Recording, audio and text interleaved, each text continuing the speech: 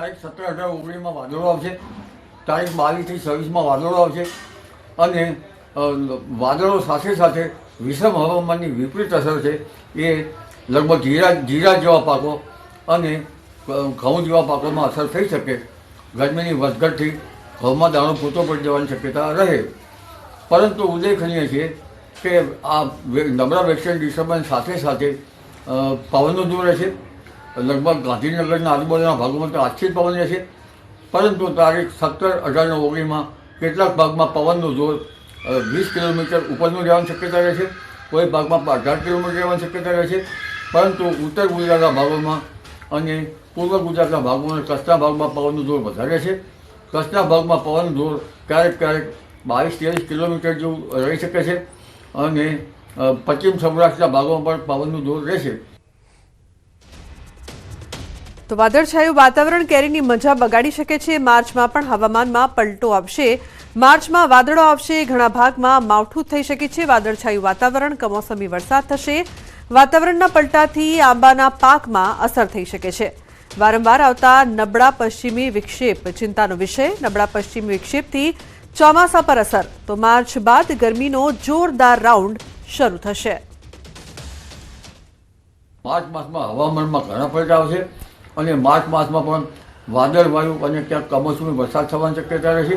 પરંતુ માર્ચ માસમાં પણ પવનનો જોર રહેશે. આ પવનના જોરના કારણે આંબાના પાક ઉપર તેની અસર થવાની શક્યતા રહેશે. એટલે એક પછી એક આવતા નબળા વેસ્ટર્ન ડિસ્ટર્બન્સ ચિંતાનો વિષય છે, જેના કારણે આગામી ચોમાસા ઉપર પણ તેનો પ્રભાવ પડી શકે તેમ છે.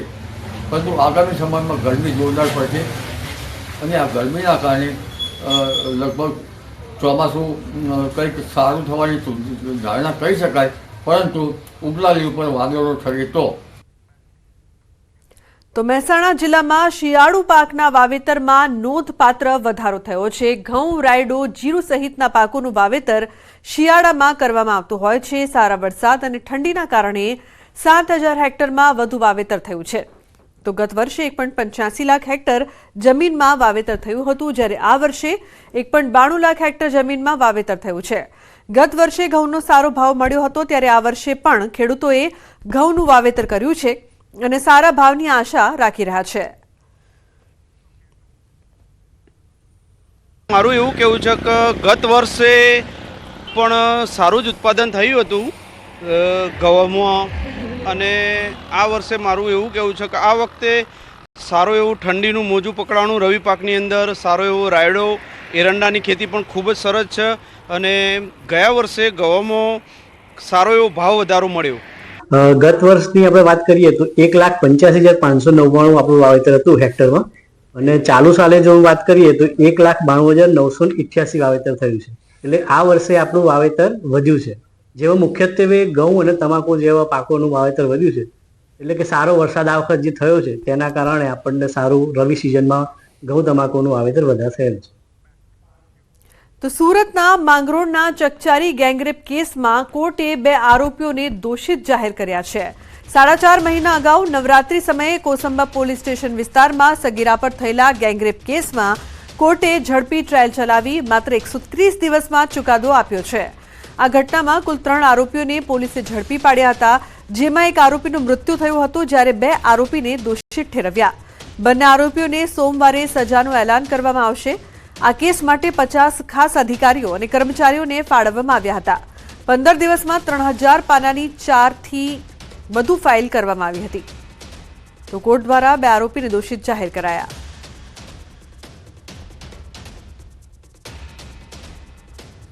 આરોપી વિરુદ્ધ બીએનએસની ગેંગરેપની કલમો લાગેલી, પોક્સો એક્ટ હેઠળના તોમતનામું ફરમાવ્યું અને એટ્રોસિટી એક્ટ હેઠળનું તોમતનામું ફરમાવ્યું. ફરિયાદ પક્ષ તરફે કુલ 47 જેટલા શાહેદોની જુબાની લેવામાં આવી. એ ઉપરાંત દસ્તાવેજી પુરાવાઓ રજૂ કરવામાં આવ્યા, જેવા કે એફએસએલનો પુરાવો, મેડિકલ એવિડન્સ, પંચનામાનો પુરાવો, એક્સ્ટ્રા જ્યુડિશિયલ કન્ફેશનનો પુરાવો, આ બધો પુરાવો રજૂ કરવામાં આવ્યો. અને સુરતના સ્પેશિયલ જજ શ્રી વી પરમાર સાહેબે પ્રોસિક્યુશનના પુરાવાને માન્ય રાખ્યો અને આરોપીને આજરોજ કસૂરવાર ઠેરવ્યો. તો સોમવારે સજાનું એલાન કરવામાં આવશે. સુરત સ્પેશિયલ કોર્ટનો 130 દિવસની અંદર ચુકાદો. સુરતમાં સગીરા સાથે દુષ્કર્મ આચરવામાં આવ્યો હતો તે મામલે કાર્યવાહી. અને મહત્વપૂર્ણ સમાચાર પાટણથી. પાટણના શંખેશ્વર તાલુકા પંચાયતને લાંછન લાગે તેવી ઘટના સામે આવી છે. તાલુકા પંચાયતમાં ફરજ બજાવતા કારકુન વિરુદ્ધ ફરિયાદ. મહિલા તલાટીએ નોંધાવી છે પોલીસ ફરિયાદ. તાલુકા પંચાયતના કારકુન કેયુર જી ઓઝા વિરુદ્ધ પોલીસ ફરિયાદ.